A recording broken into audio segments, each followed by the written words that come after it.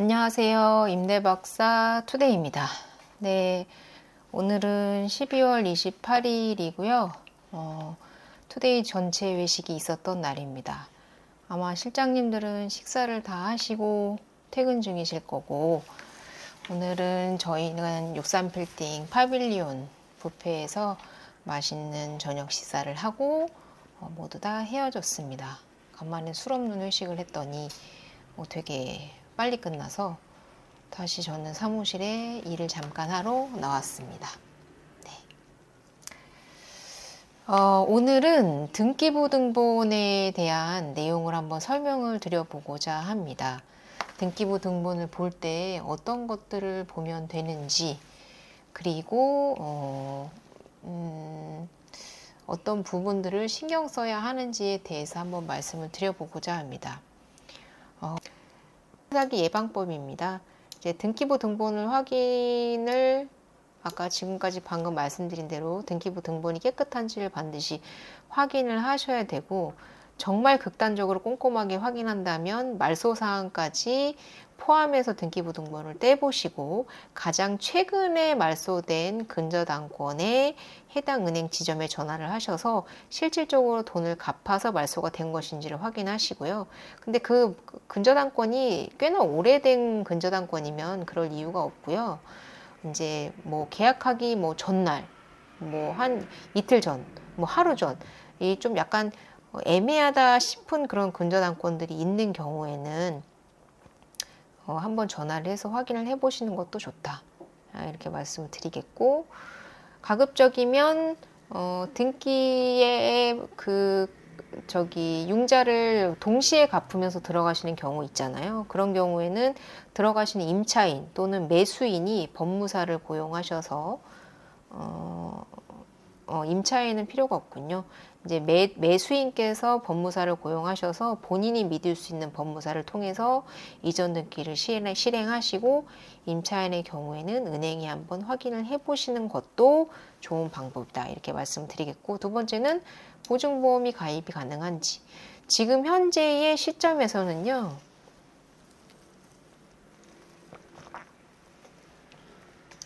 가장 안전하다고 판단할 수 있는 게 보증보험밖에는 없습니다. 이제 아파트는 정확하게 매매의 시세라는 게, 매매 실거래가라는 게 존재를 하기 때문에 사실 그거에 몇 프로라고 명확하게 판단을 하고 들어갈 수 있기 때문에 저희가 보증보험을 들지 않고도 마음 편안하게 들어갈 수가 있는 건데요. 이제 다세대 빌라 같은 경우에는 그런 실거래가라는 게 존재하지 않기 때문에 보증보험이 가능하다면 반드시 보증보험을 들고, 제가 말씀드린 대로 4년차, 6년차 전세를 여러 번 돌려서 여러 번 임대를 하신 임대인의 경우에는 좀 안전하다고 판단할 수 있기 때문에 4년차, 6년차, 8년차에 빌라에 들어가시는 것이 안전하다. 신축 빌라에 들어가려면 반드시 보증보험이 되시는지 여부를 확인하셔라. 그리고 이제 다음번에 임대인의 국세, 지방세, 납세 내역 확인인데요. 이거는 이제 법으로 법제화 됐습니다. 잔금하시기 전까지요, 임대인의 동의 없이 국세, 지방세를 조회 가능하시고요. 인터넷으로 홈택스, 위택스, 그리고 국세 같은 경우에는 전국의 세무서, 그리고 지방세는 전국의 시군구청에 가셔서 납세 내역을 확인하실 수가 있고요. 그리고 보증보험 사고 이력 조회는 허그, 도시주택보증공사에 연락을 하시면 보증보험 사고 이력을 조회하실 수가 있습니다. 그래서 사고 이력이 있는지 확인을 하시고, 보증보험 사고가 있다라는 건 보증보험을 들었는데 전세금을 돌려주지 않아서 임차인이 보증보험으로 돈을 돌려받은 그런 이력이 있는지를 조회하는 거거든요. 그러니까 한마디로 말해서 임대인이 임차인에게 돈을 돌려주지 않았다라는 의미이기 때문에 그런 보증보험 사고 이력이 있는지 한번 확인을 해보셔라. 그런 임대인이라면 들어가지 않는 게 좋다. 않는 게 좋다가 아니고 않으셔야겠죠. 그리고 신탁부동산인 경우가 있는데요. 신탁부동산에 대해서 사실 조금 오해와 좀 약간 불편한 심기를 가지고 계신 분들이 많으신데, 사실 신탁부동산이 말소 조건이면 상관이 없습니다. 아파트 분양 받아보셨을까요? 아파트 분양 신탁 등기로 되어 있습니다. 예, 도시주택보증공사 신탁등기입니다. 네. 근데 그거를 말소 조건으로 이제 그 수분양자에게 분양을 하고 이제 잔금까지 치르면 이전 등기를 해주면서 신탁이 말소가 되는 거거든요. 신탁 등기가 반드시 나쁜 게 아니고요. 신탁 등기가 되어 있으면 다른 이제 그 분양자들을 보호하기 위해서 시행사 또는 시공사의 불안정성 때문에 압류, 가압류 뭐 이런 것들이 들어올 수가 있거든요. 시행사가 불안정해서 돈이 없어서 시행사가 예를 들어 부도가 났어. 그러면 압류, 가압류가 들어올 수 있잖아요. 근데 신탁 부동산에 수탁을 맡겨놓으면요. 그런 압류, 가압류가 들어오지 못하게 되어 있습니다. 그래서 책임 준공을 할 수 있는 그런 장점이 있기 때문에 신탁 부동산을 걸어 놓는 거거든요. 그래서 반드시 신탁 부동산이 나쁜 게 아니라 어떻게 보면 분양자를 보호하기 위한 수단으로 신탁 부동산을 사용하는 거기 때문에 이게 말소 조건이라면 전혀 문제가 되지 않습니다. 근데 다만 신탁 부동산을 그대로 유지하는 경우에는 반드시 신탁사의 동의서를 받아야 되는데 이게 신탁사의 동의서만 가지고 또 되는 일은 아니거든요. 그래서 이 부분에 대해서는 제가 나중에 한번 신탁 부동산에 대해서 또 자세히 한번 말씀을 드리겠습니다. 근데 어찌됐건 말소 조건이라면 들어가셔도 좋다. 이렇게 말씀을 드리겠습니다. 근데 가급적 신탁 부동산의 경우에는 수분양자의 분양계약서를 확인하고 이제 전세계약을 하게 되거든요. 근데 그 분양계약서가 실제인지 아닌지, 위조했는지 안 했는지를 확인할 수 있는 방법이 무엇이냐? 그게 신탁등기 원본을 확인하시는 겁니다. 이 신탁등기 원본은 어디서 확인하실 수 있냐면 전국 등기소에 가시면요. 해당 부동산의 주소를 적어서 신탁 원본을 떼고 싶다라고 제출을 하면요. 신탁 부동산 원본은요, 인터넷으로 발행이 되지 않습니다. 등기소에서 원본만 발행이 가능합니다. 그래서 등기소에 가셔서 신탁 원본을 떼보시면요. 거기에 수탁자와 위탁자와 시공사가 모두 다 적혀 있습니다. 그럼 그것과 분양계약서의 수탁자, 그리고 위탁자, 그리고 시공사가 다 동일한지를 확인하시고 계약을 하시면 됩니다. 그러면 그 분양계약서가 진짜인지 가짜인지를 확인할 수 있다. 이 분양계약서의 진위 여부를 확인하는 것은 신탁등기의 원본을 확인하는 것이고 이 신탁등기의 원본은 전국 세무서에 가시면 뗄 수 있다. 이건 인터넷으로는 불가능하고요. 근데 이 신탁등기 원본을 떼서 이 분양계약서가 진짜인지를 확인해주는 부동산이 그렇게 많지 않습니다. 그렇기 때문에 먼저 요구를 하십시오.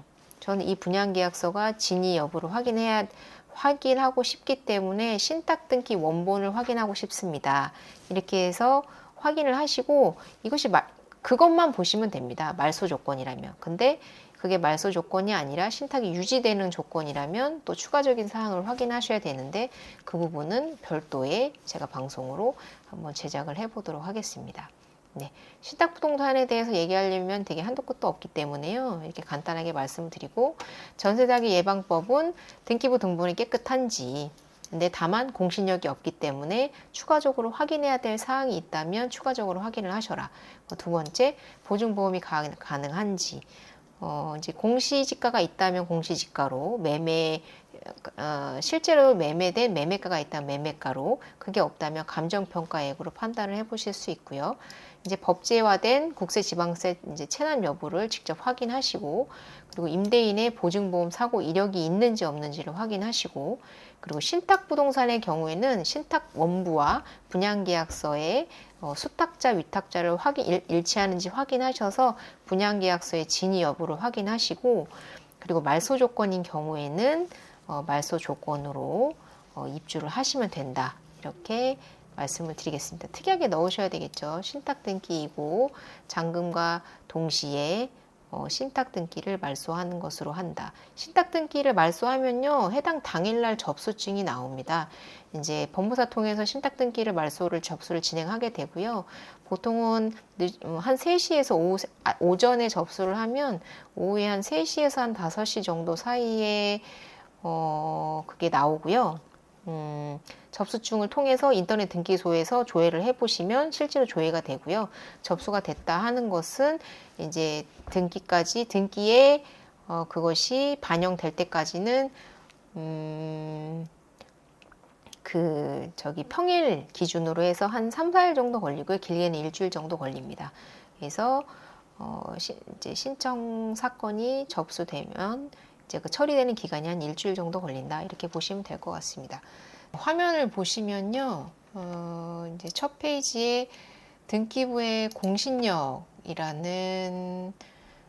타이틀로 시작을 했습니다. 네. 공신력. 그러니까 신뢰할 수 있는 힘이 있는지, 우리가 믿어도 되는지에 대한 표현인데요. 등기부 등본은 기본적으로 공신력을 인정하지 않습니다. 그러니까 다시 말해서 틀릴 수 있기 때문에 완전히 믿지 말라는 의미거든요. 참 아이러니하게도 등기부의 어떤 권리나 그런 능력을 인정하는 것은 국가에서 해주는 일임에도 불구하고 국가에서 등기부 등본의 공신력을 인정하지 않습니다. 그래서 등기부 등본이 설령 잘못 기재가 되었다 하더라도 그것을 국가에서 책임지지 않기 때문에 그것을 감안해서 등기부 등본을 보라는 의미입니다. 조금 법 체계가 개선되어야 할 부분이 아닐까. 어떻게 공적 장부를 보고 믿지 말라고 할 수가 있는지 저도 사실 이해가 되진 않지만 공인중개사 시험 공부를 할 때도 이 부분에 대해서는 명확하게 가르침을 받았던 부분입니다. 등기부의 공신력을 인정하고 있지 않기 때문에 완전히 믿지 말아야 한다라는 의미.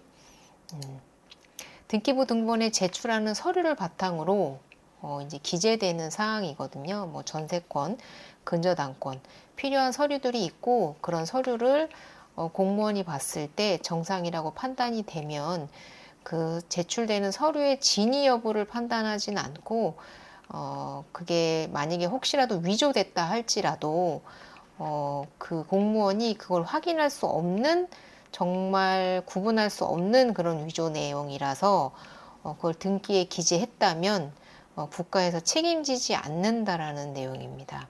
네, 그렇습니다.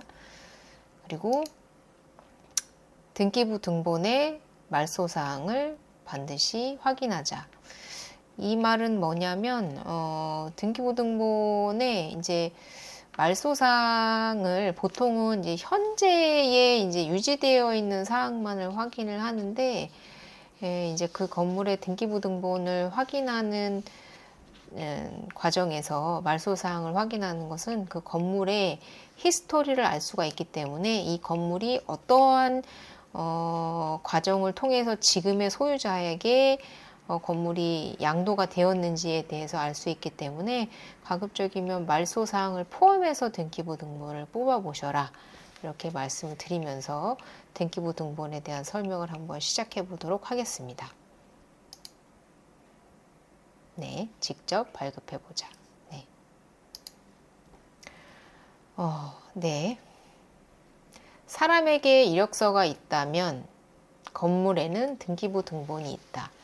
이제 등기부 등본을 간단하게 표현하자면 이력서 같은 겁니다. 이제 사람은 이제 과거에 어떤 일을 했고 이러이러한 일을 했기 때문에 현재의 어떤 회사에 내가 이제 취직을 하고자 할 때 나를 표현하는 것을 이력서로 제출을 하죠. 등기부 등본은 그 건물에 어떤 이력이 있었는지, 어떤 과거사가 있었는지를 하나도 빠짐없이 쫙 나열해 놓은 서류입니다. 그래서 사람에게 이력서가 있다면 건물에는 등기부 등본이 있다. 이런 표현이고요. 표제부, 갑구, 울구 이렇게 세 가지로 나눠져 있습니다. 여기 등기부 등본을 보시면 건물 등기부 등본인데요.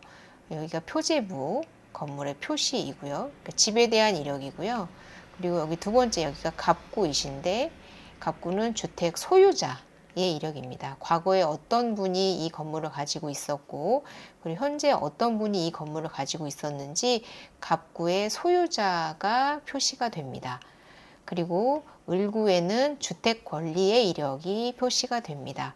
과거 그리고 현재의 제한 물건, 어떤 제한 물건이 들어왔는지, 제한 물건이라고 하면 근저당권, 우리가 잘 아는 뭐 임차권 등기, 그리고 저당권, 전세권, 지상권 같은 것들이 있는데요. 이런 것들이 과거에는 어떤 것들이 여기에 기재가 됐었고, 지금 현재는 어떠한 상태인지를 확인할 수 있고, 이미 지나간 과거의 이력들은 빨간색으로 두 줄의 삭선이 그어져서 제거가 됩니다. 그래서 현재 표시사항만을 선택해서 등기부 등본을 뽑게 되면 과거 이력이 나오지 않고요. 말소사항 포함으로 해서 뽑아야 예전 이력까지 전부 다 나옵니다. 네. 첫 번째 표제부에서 자세하게 확인하실 것들은 소재 지번, 주소죠. 내가 들어가려고 하는 곳의 주소가 계약서와 정확하게 일치하시는지를 확인하셔야 되고요. 총층, 총층을 확인하는 이유는요. 다중주택 같은 경우에, 다세대 같은 경우에는 그런 경우가 없지만 그래도 확인은 하셔야 됩니다. 예를 들어 제가 5층에 504호를 들어가겠다고 계약서를 썼는데 봤더니 4층까지밖에 없는 거예요. 그러면 5층에 504호가 아니라는 얘기잖아요. 알고 봤더니 지하층부터 101호를 시작해서 1층이 201호, 2층이 301호, 3층이 401호, 4층이 501호였던 거죠. 그래서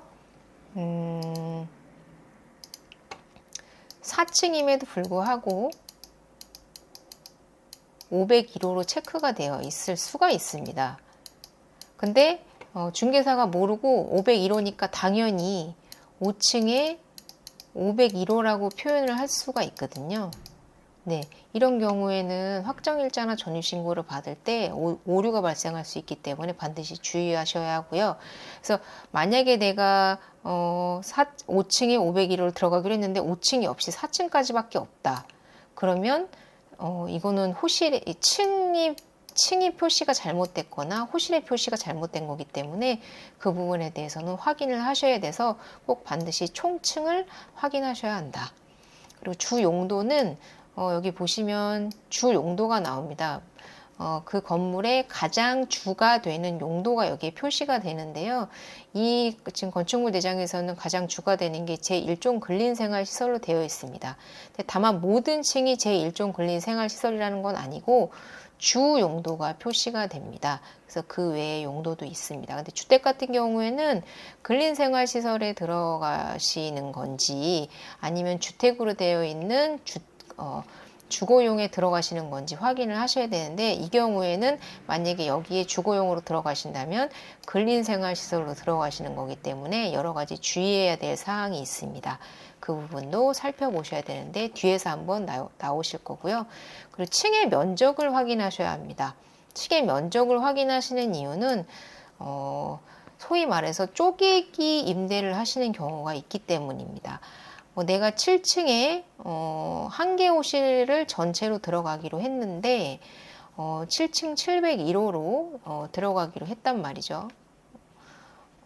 이제 7층 701호로 들어가기로 했단 말이죠. 근데 내가 들어가기로 한 평수는 20제곱미터인데 등기는 하나밖에 없어.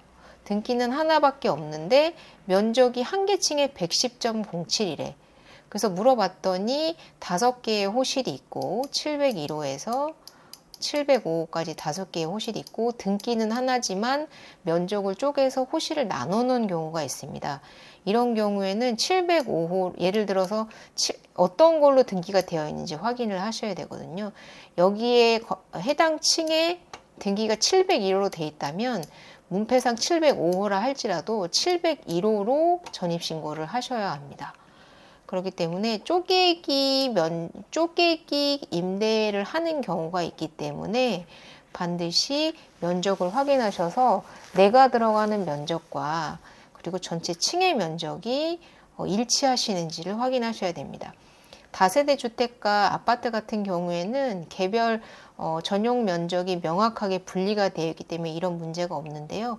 다가구 또는 다중주택을 들어갈 경우에는 이런 쪼개기 임대가 많이 있기 때문에 그 부분에 대해서 주의를 하셔야 한다. 이렇게 보시면 될 것 같고요. 그리고 갑구입니다. 갑구에서는 소유자를 확인하는, 메인이 소유자를 확인하는 건데요. 이렇게 소유권 보존 등기를 하셨고 소유자가 누구인지에 대해서 표시가 되어 있습니다. 그리고 여기에 주소가 나와 있죠.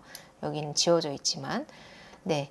근데 여기에 이제 갑구는 소유자의 권리를 표현하는 곳인데 이 소유자 권리를 침해하는 물건들이 들어오는 경우가 있습니다. 그것 중에 가장 대표적인 것이 가등기, 가압류, 압류, 그리고 경매 개시 결정 등기입니다. 네, 이거 같은 경우에는 한마디로 말해서 소유권이 넘어갈 수도 있다라는 것을 암시하는 거거든요.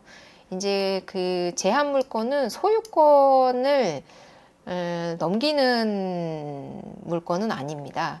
어떠한 이제 임의 경매를, 그러니까 소송을 통해서 임의 경매를 진행해서 거기에 경매 개시 통보를 받아서 이 갑구의 경매 개시 통보가 올라가면 그때서 소유권의 변경이 일어날 수 있지 을구 자체로 소유권 변경이 일어나지는 않거든요.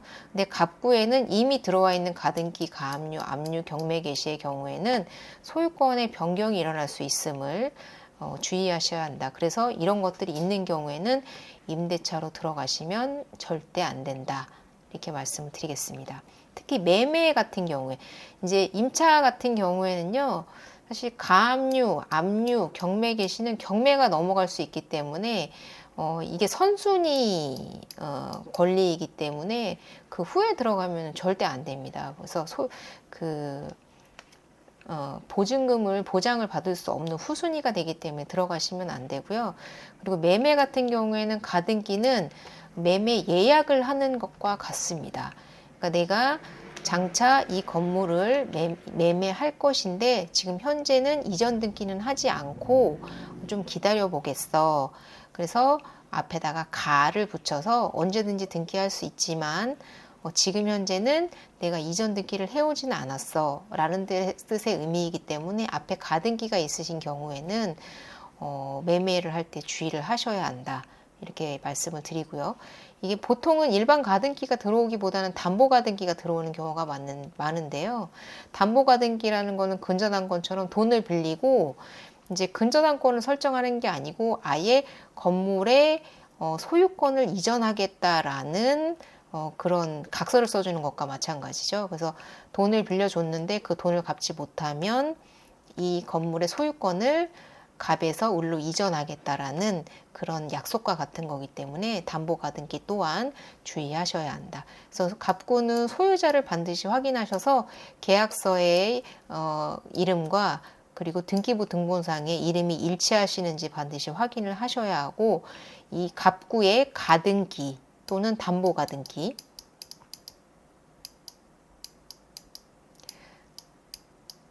가등기 또는 담보 가등기, 그리고 가압류, 압류, 그리고 경매 개시 결정 등기가 들어와 있는 경우에는 절대 임대로 들어가시면 안 된다. 네, 위험한 권리이다. 이렇게 보시면 될 것 같습니다. 네, 다음번에 보시면요. 을구입니다. 을구는 말 그대로 제한 물건이 들어옵니다. 용역 물건이라고 하는데요. 그러니까 이제 담보성, 그러니까 이제 이용하는 권리가 있고 담보를 제공하는 권리가 있는데요. 이거는 담보 제공성 권리입니다. 보통 저희가 알고 있는 것들은 근저당, 전세권, 임차권 등기 등이 있고요. 가장 많이 이제 현장에서 보실 수 있는 건 근저당권이십니다. 채권 최고액으로 보시면 채권 최고액이라는 표현으로 이렇게 되어 있으시거든요. 그래서 보통은 은행에서 이제 만약 이게 이제 돈을 갚지 않았을 경우에 이자가 발생을 하고 그리고 경매가 개시될 때까지 그리고 경매가 개시되고 난 다음에도 발생하는 이자나 그리고 경매 비용 때문에 보통은 실제 빌린 돈의 120%에서 130% 정도를 잡거든요.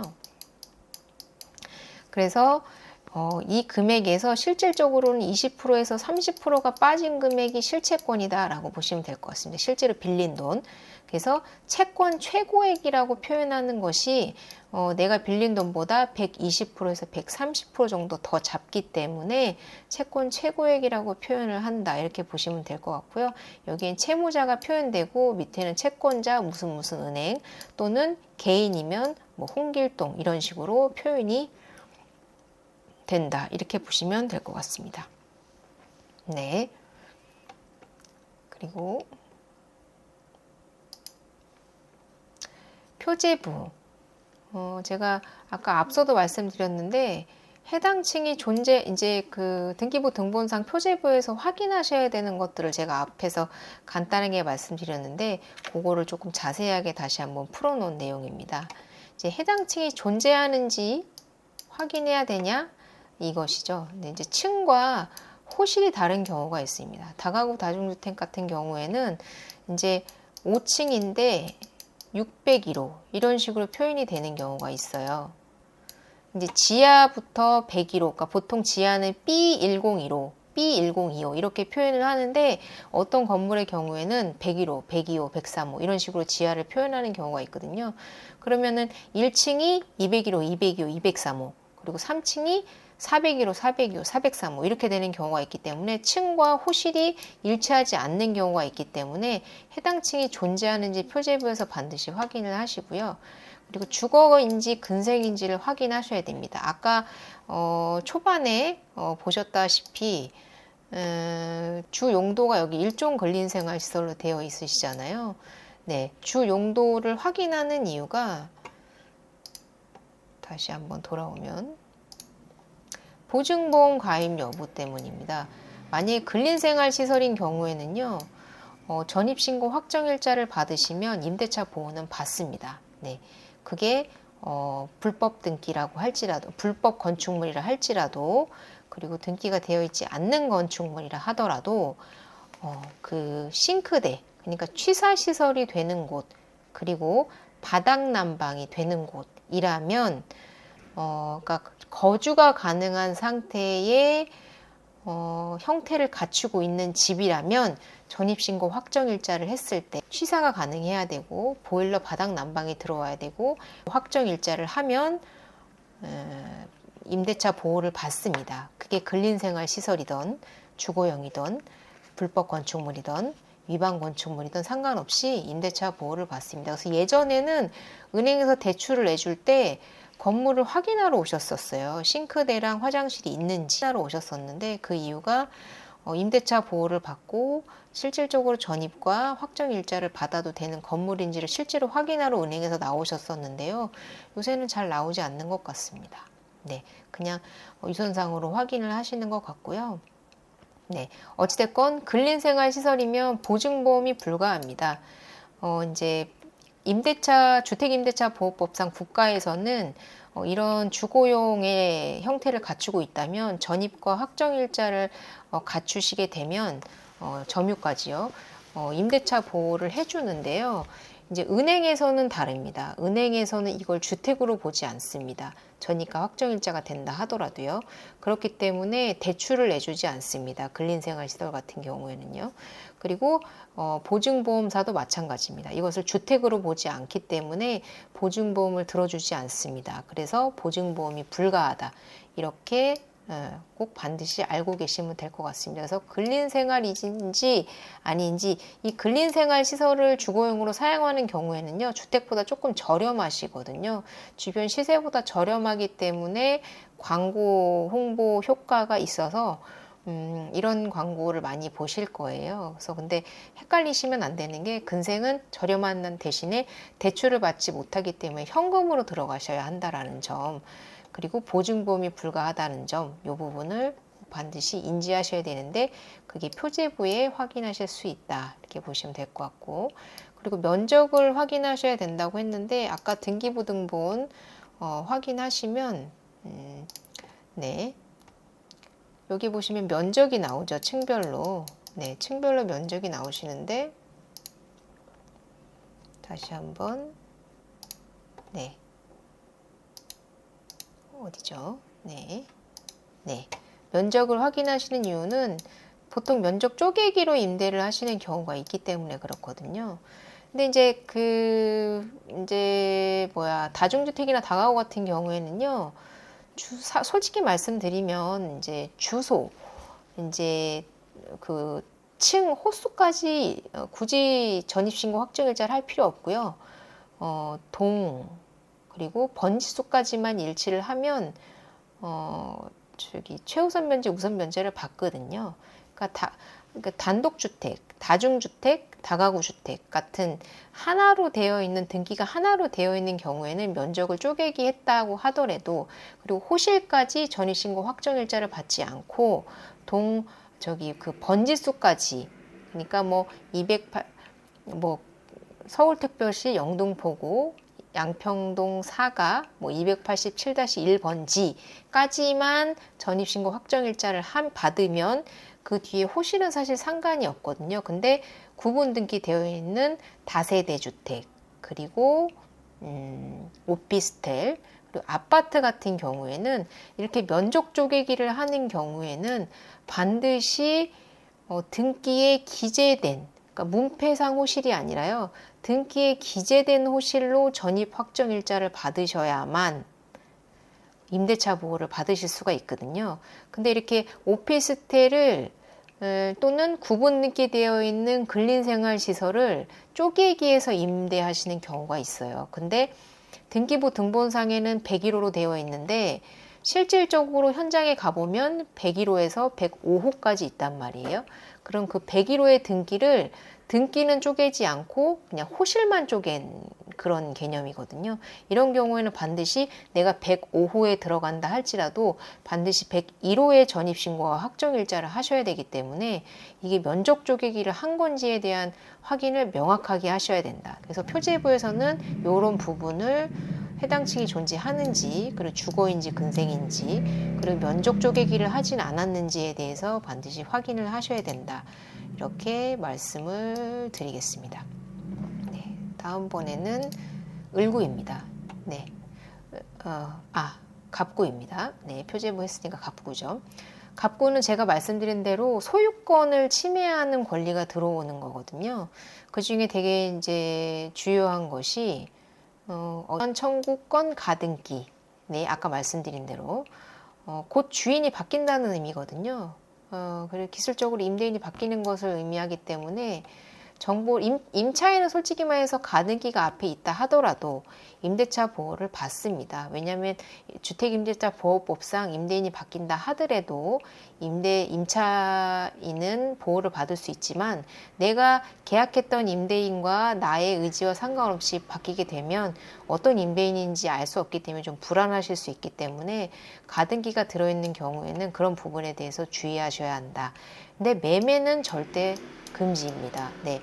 앞에 가등기가 있다라는 건 매매를 예약했다라는 의미이기 때문에 이 가등기가 말소되지 않은 상태에서 매매를 하시게 되면 내가 후순위이기 때문에 이전 등기를 받을 수 없는 상황이 발생할 수 있기 때문에 절대 앞에 가등기가 들어있는 경우에는 매매하시면 안 된다. 다만 임차인 같은 경우에는 가등기가 들어있어도 임대차 보호를 받는데 문제는 없으나 좀 찝찝하겠죠. 가등기가 들어와 있으면. 특별히 그게 어떠한 일이 발생할지 예측할 수 없기 때문에 조금 찝찝한 면이 있기 때문에 이런 게 있는 건물은 가급적이면 피하시는 게 좋다. 이렇게 말씀을 드리고요.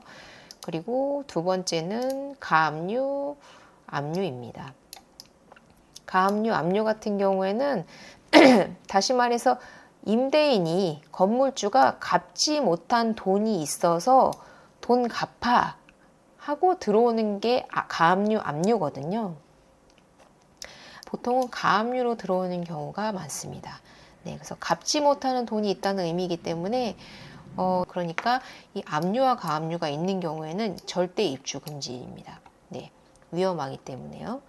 그래서 다시 정리를 드리면 소유권 이전 청구 가등기. 근데 이 현장에선 가등기라는 걸 거의 볼 일은 거의 없습니다. 예, 담보 가등기가 일부 있기는 한데요. 들어오지 않고요.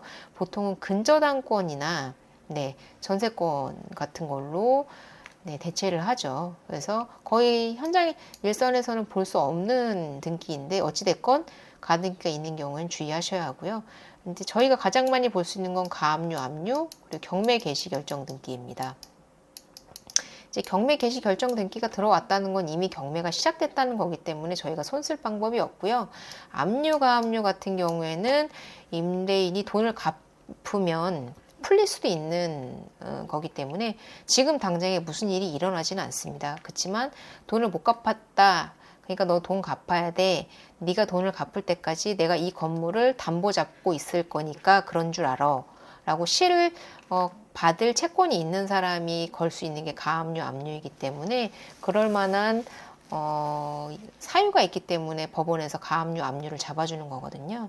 그래서 이런 것이 들어와 있는 경우에는 절대 입주 금지다. 이렇게 보시면 될 것 같습니다. 네, 이제 을구 확인인데요. 네, 가장 많이 저희가 보는 게 근저당권 그리고 임차권 등기 명령 등기. 네, 이렇게 보시면 좋을 것 같은데요. 근저당권은 융자죠. 그러니까 건물을 자기 돈으로 전부 다 사시는 분들도 있지만 그러지 못한 분들도 많거든요. 그래서 대출을 많이 받으시는데 그걸 저희가 이제 근저당권이라고 합니다. 이제 근저당권은 선순위 채무의 120%를 그러니까 실제 채무의 120%를 설정합니다. 그러니까 은행에서 실채권을 1억을 빌려줬으면 채권 최고액으로는 1억 2천을 잡아놓습니다. 그 이유가 제가 말씀드린 대로 돈을 갚지 못하면 이자가 연체되는 경우도 있고요. 그리고 실제로 연체가 되다 못해서 경매에 넘어가게 되면 경매 비용이 발생을 하는데 이러한 이유로 해서 20% 정도의 금액을 은행에서는 더 잡아놓습니다. 실채권보다요. 그래서 채권 최고액이라고 표현이 되어 있고 그래서 120%에서 뭐 이제 그 제2금융권 같은 경우에는 130%까지 잡는 경우도 있는데요. 네, 그래서 실제권은 20% 정도를 차감한 금액이 실제 융자라고 보시면 됩니다. 네, 그래서 근저당권 선순위 채무를 확인하셔라 이 의미시고요. 그 임차권 등기 명령은 선순위 채무가 아니고 나보다 앞선 세입자가 있는 경우입니다. 이제 들어갈 때는 아무도 없었어. 그러니까 건물 상태는 깨끗한데 등기부가 깨끗하지 않은 상태인 거거든요. 이런 경우에는 절대 입주 금지입니다. 왜냐하면 임차권 등기 명령이 되어 있다라는 것은 이분이 기존에 받은 전입신고와 확정일자를 그대로 내가 전입신고, 확정일자, 점유까지 해야만 대항력을 갖추는 건데 점유를 풀었잖아요. 근데도 대항력을 갖췄다고 보는 겁니다. 이 임차권 등기 명령을 하면요. 그래서 점유를 풀어도 대항력을 유지해 주는 것, 기존 대항력을 그대로 유지해 주는 것이 임차권 등기 명령 등기이기 때문에 선순위 세입자가 이미 살고 있는 것과 다름없다. 그렇기 때문에 내가 들어가서 전입신고와 확정일자를 한다 하더라도 이 사람보다 우선할 수는 없기 때문에 후순위 세입자가 되는 거라 절대 입주 금지입니다. 임차권 등기 명령이 근저당권보다 더 위험하다. 그렇기 때문에 두 가지가 있으면 들어가시면 안 된다라는 부분을 명확하게 말씀을 드리고요.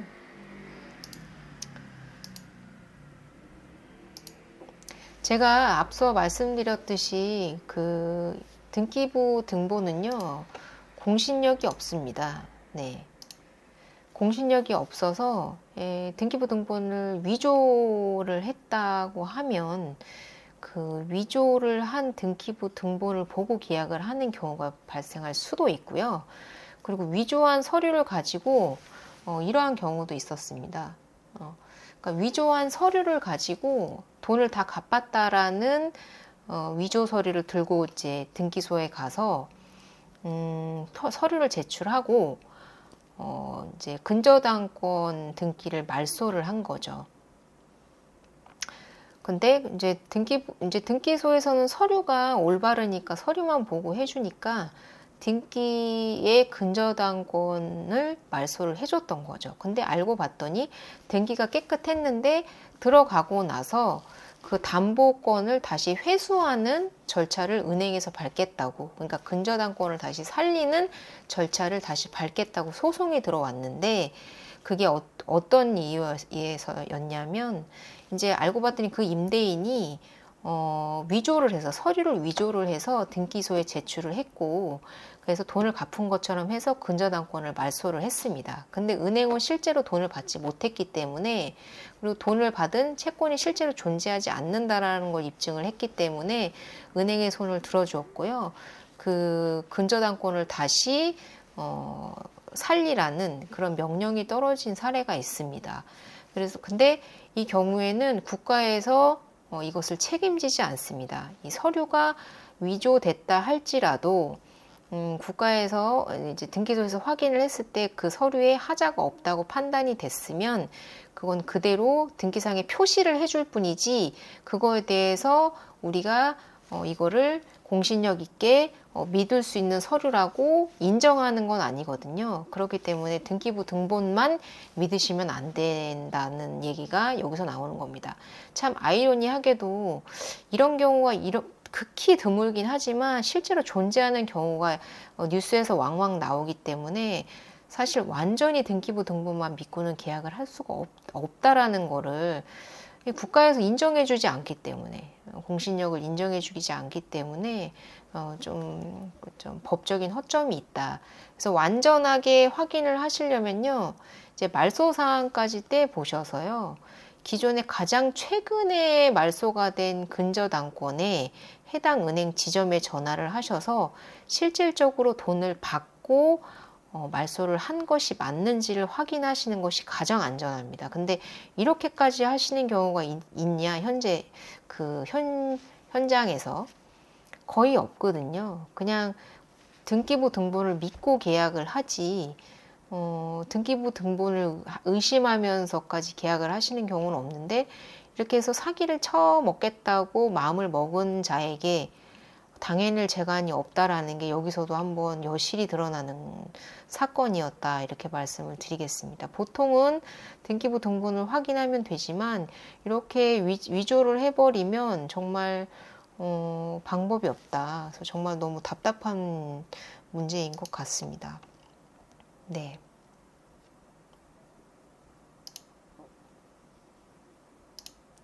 다음번 근저당과 전입신고에 대한 내용인데요. 등기부 등본에 이제 저희가 전입신고랑 근저당에 대해서 항상 말들이 많은데, 근저당권은 설정을 하면 그날 당일 효력이 발생을 합니다. 그리고 전입신고는 이길 0시에 효력이 발생하죠. 이게 임대차 보호법의 악법 중에 악법이라고 아직까지도 말이 나오고 있고, 이거를 법을 개정하겠다라는 움직임도 조금씩 있는데요. 지금 현재는 그대로 유지가 되고 있기 때문에 특약에 이런 특약을 넣어주시면 좋을 것 같습니다. 입주일자,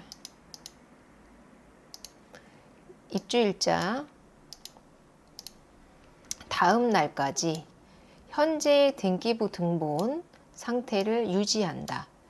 근저당권이 설정되면 집주인의 귀책으로 임대차 계약을 무효로 한다. 이런 특약이나 전입신고의 효력이 발생하는 계약일 다음 날까지 계약 당시의 상태로 유지한다. 이런 식의 특약을 넣어줘야 될 것 같습니다. 근저당은 즉시 효력이 발생하기 때문에 나쁜 맘 먹고 맘만 먹으면 잔금한 당일날 대출을 받아버릴 수 있거든요. 전입신고는 이길날 효력이 발생하기 때문에요. 그런 경우가 뉴스에서도 왕왕 나오고 있고, 그래서 이런 걸 방지하기 위해서 입주 2일까지, 그러니까 전입신고한 2일날 효력이 발생하기 때문에 보통 저희도 전입신고한 2일까지 등기부 등본에 변동사항이 없기로 한다. 변동사항이 있을 경우 본 계약은 즉시 해지하는 것으로 한다. 이런 특약을 넣고요. 그리고 아니면 그냥 계약 기간 전체를 통틀어서 어떠한 근저당권도 잡지 않는 것으로 한다. 이런 특약을 넣기도 하거든요. 그래서 어차피 단일 오피스텔이나 단일 아파트, 단일 다세대주택에 들어가는 경우에 전세로 들어가면 그 이후에 근저당권이 들어오는 건 사실 쉽지 않습니다. 최우선 변제금도 있고, 그리고 전세금이 거의 7, 80%를 육박하기 때문에 대출을 받을 수 있는 경우가 거의 없지만, 이 근저당권은 당일날 효력이 발생한다는 게 문제거든요. 그래서 반드시 이러한 특약으로 이제 소송으로 넘어갔을 경우에 조금 유리한 고지를 저희가 선점할 수 있도록 이런 특약을 반드시 넣어서 임대인을 압박할 수 있는 수단으로 사용을 하셔라, 이렇게 말씀을 드리겠습니다. 까지 말씀을 드리고요. 등기부 등본의 공신력과 그리고 등기부 등본을 확인하실 때 어떤 부분을 보시면 좋을지에 대해서 한번 설명을 드려봤고요. 거기에 플러스 이제 근저당과 전입신고가 이제 효력이 발생하는 시점이 다르기 때문에 어떤 특약을 넣으면 좋을지에 대해서 한번 설명을 드려봤고, 거기에 전세사기 예방법에 대해서 추가적으로 한번 설명을 드려봤습니다. 네, 오늘은 여기까지 마치고요. 네, 이제 내일 하루만 지나면 연휴가 시작됩니다. 네, 모두 다 좋은 한 해 되셨길 바라고요. 네, 내일 하루 더 남았지만 새해 복 많이 받으시고 다음번 영상에서 다시 찾아뵙도록 하겠습니다. 네, 이상 임대박사 투데이였습니다. 감사합니다.